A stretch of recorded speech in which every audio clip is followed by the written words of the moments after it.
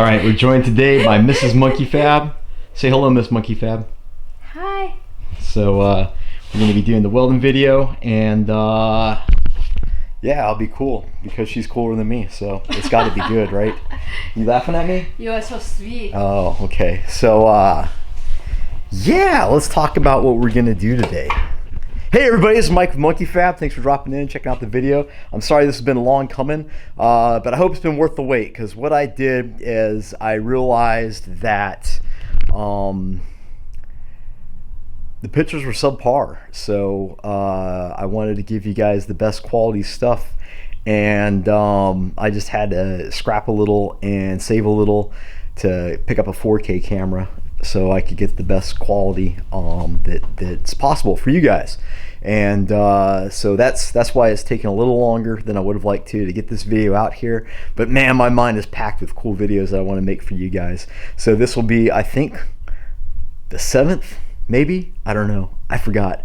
But it's certainly a number in the series of how to TIG weld or how to begin TIG welding Monkey Fab videos that I've been doing. And today we're going to talk about using fillers and dabbing. We're going to do welding drill number 2. We're going to start adding filler wire. We're going to dab filler wire into the puddle. So it's going to be the same thing basically as drill number 1, where we just made lines, except this time we're going to incorporate our other hand and we're going to use it to add filler rod into the arc. So there's a few things we need to keep in mind when we do this. Let's talk about the fundamental of TIG welding.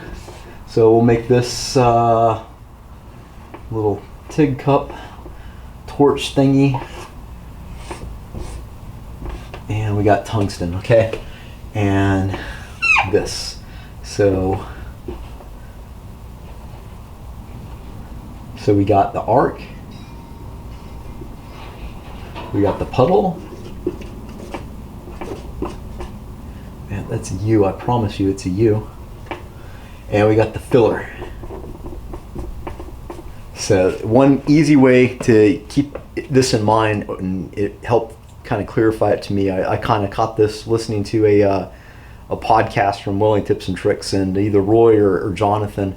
If you're not listening to that, then shame on you. You should also be a Patreon member for those guys, because they have a great after show that they give out to their Patreon members, and for the money, you can't beat it, and just very insightful. So either Jonathan or Roy, I can't remember which, says that the arc makes the puddle, the filler goes into the puddle. And that makes perfect sense. And if you say that to yourself, the arc makes the puddle, the filler goes into the puddle, whilst welding, the arc makes the puddle, the filler goes into the puddle, then it suddenly makes sense. And that's what you want to do, is you want to take this filler and you want to dab it in there. So say this is our metal, and we're gonna have 3/8 stainless steel today, and it is going to be welding at 120, I think 125 amps, 20 amps. We'll put 120 amps, and we're going to get into it. The wife did all the welding, so I already actually have this footage covered. So she'll go full throttle on it, and it'll be a little bit much. It probably should have been around 110. To be honest, and you'll see that in the watch the first bead and see how squirrely it is, and it's kind of by the edge that isn't really good at dissipating heat. All things you need to keep in mind when you're welding. But you get that arc going, so you get the puddle, and then the filler comes in and dabs, and you want to aim for the center of that puddle, okay? And I'll try to stop saying okay. That would be okay if you'd stop saying okay. So we got the puddle, all right? What you want to do is you want to come in and boop, and you don't want to, you want to keep your tungsten, the torch kind of comes at maybe a 12-degree angle. I like those big cups. I said this in the video, but I like the big cups. That way you can stick the tungsten out, and it's real easy to see the tungsten, where it is in relation to the metal, and you know what the distance is. You need to be about 3/30 seconds up above the material.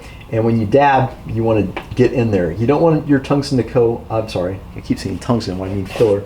You don't want your filler to come outside of the argon shielding, but you don't want to be also so close to that arc that it's melting. You want to just be back away from it a little bit, and you're just going to dab, and then you're going to move your torch, the tungsten, the arc, and point it to the end of that puddle. It's going to move as you point for the middle, but you just got to kind of look at and keep in your mind, that's the spot I'm going for it. So you'll move it. And then you come in with your filler and just dabbing out. And then you move it again to the end of that puddle, right? And then the filler comes in and out. And don't worry about how much, it doesn't really matter now, just touch it. Just get in there, touch the puddle. I like using 1/16. It's a nice rigid filler wire. Bam, in and out. And what that's gonna give you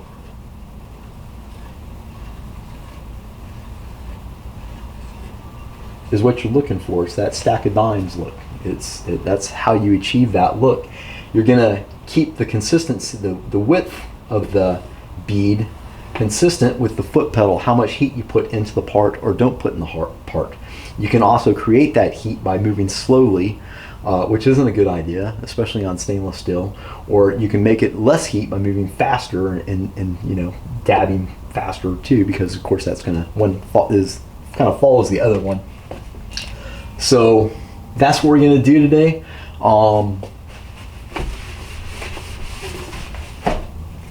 Just get yourself a piece of metal. If it's not, you know, clean it up, make sure all the mill scale or anything's out of it, and just run maybe 3 inches of bead, or you know, whatever's comfortable for where you're at.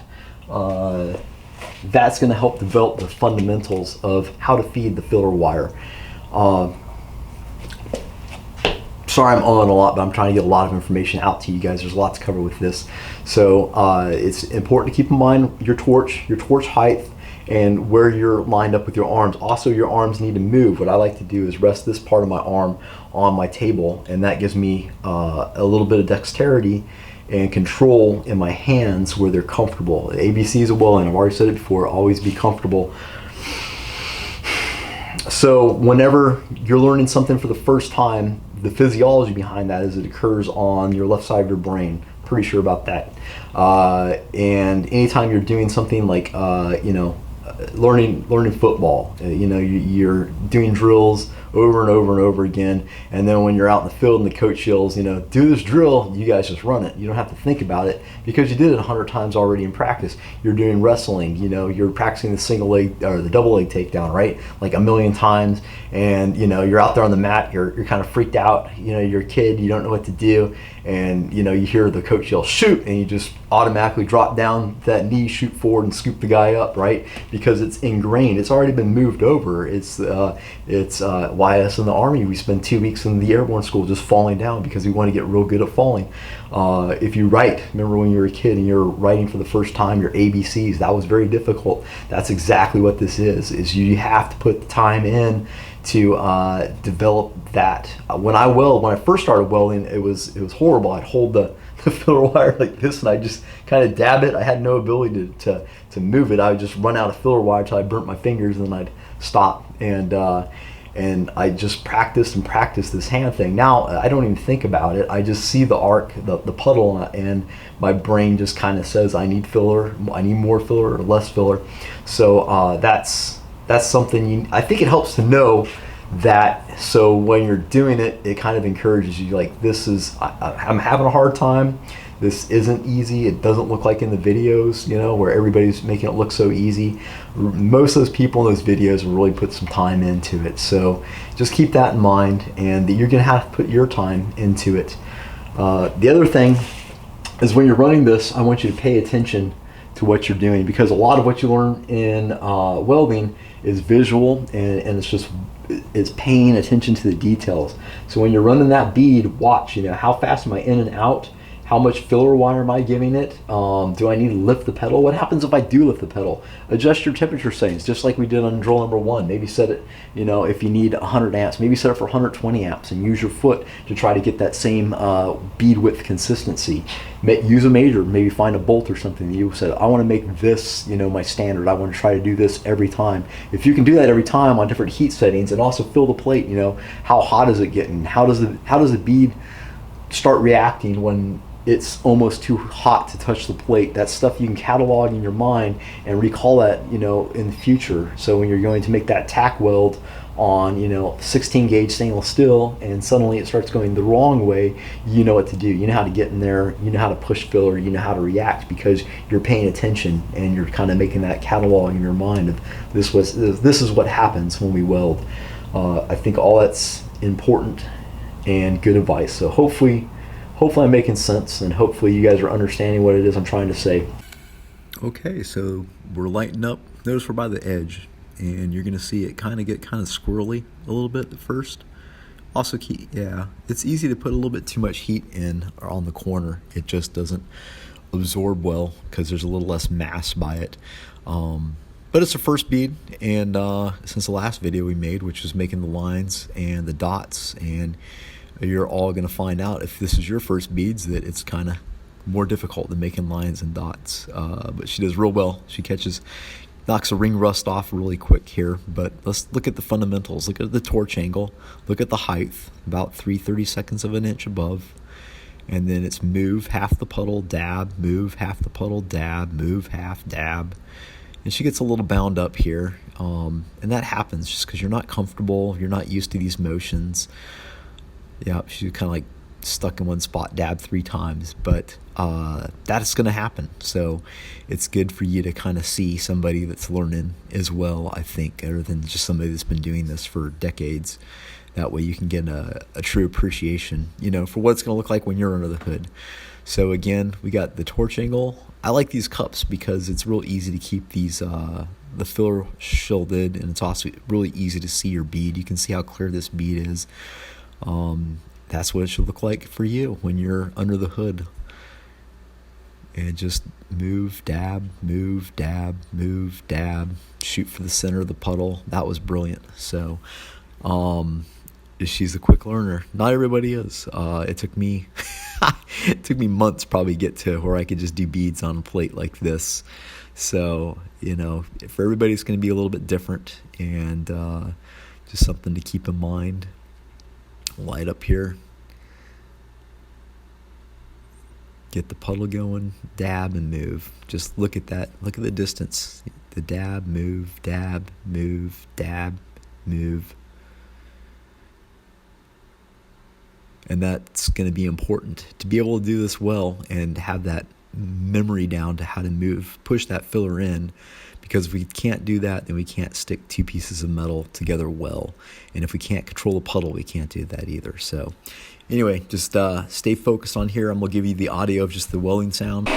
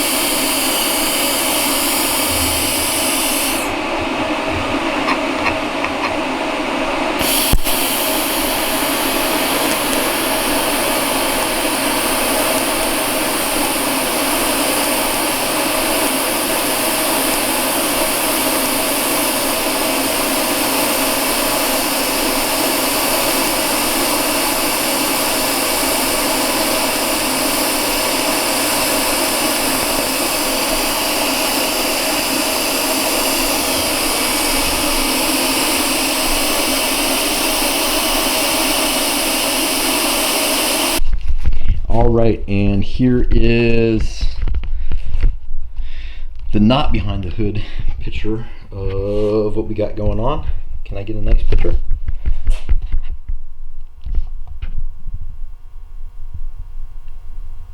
Yeah, so see, it's just dab, move. Oh, we need you to focus. Let's see what I gotta do to get you to focus.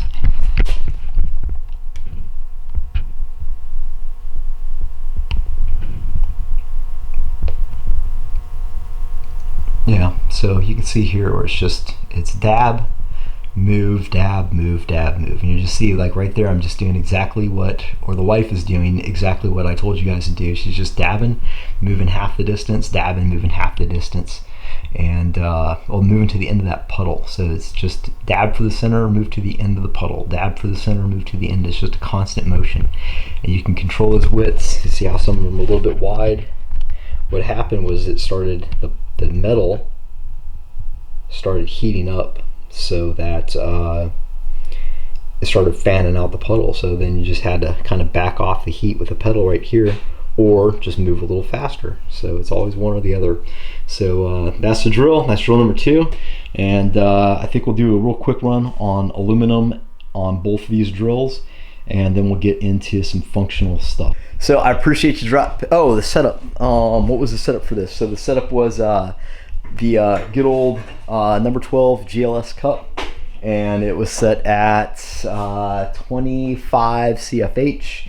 It was 1/16 filler wire. It's a good filler wire for this drill. It's just 1/16. It's nice because it's rigid and you can just boop, boop, boop, boop, boop, boop. So settings was at 115 amps, maybe 125, and that's it. I think that's all you need to know. That was all the gist of it. Be sure you can see the puddle too. If you're having trouble, before I needed glasses, I had to use glasses to see the puddle, and I talked to the eye doctor about that, and she said that it was because of blah blah blah blah blah blah blah. But it made sense when she said it. So I could read without the glasses just fine normally, but when I was looking at that arc, I had a hard time focusing my eyes to see it. So if you're older like me, maybe that's something you want to consider, or if you're supposed to be wearing reading glasses anyway, maybe try dropping a few beads with your glasses on, see if it helps you out. 48.2% tungsten, and that was it for the setup. So go do this at home. This is Mike from Monkey Fab signing out.